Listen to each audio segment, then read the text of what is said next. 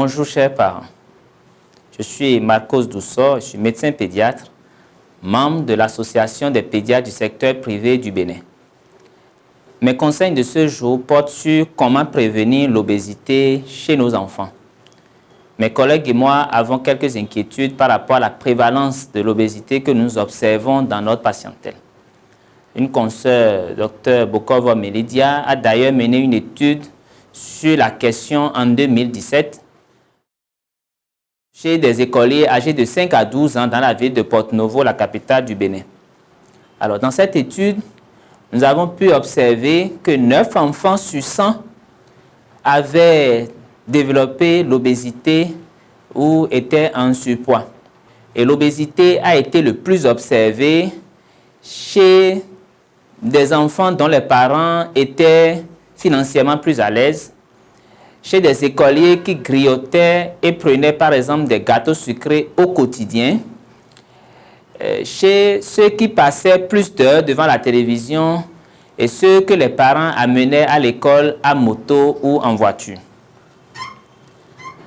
Chers parents, l'obésité n'est pas un signe d'aisance ou de bonne santé.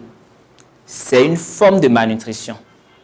Un enfant obèse ou en surpoids court vraiment des risques de développer une ou plusieurs maladies chroniques à l'âge adulte.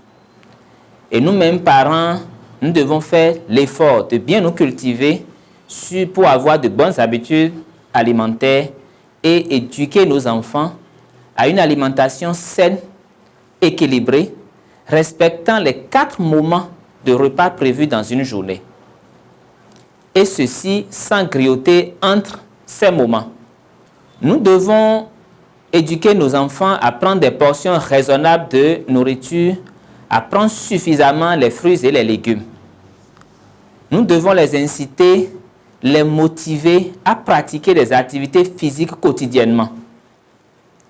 Encourageons-les à faire le sport, à faire des jeux qui font dépenser de l'énergie, comme le buntu que les filles affectionnent bien, le saut-mouton, le saut à la corde, le football et aussi, pourquoi pas, la danse.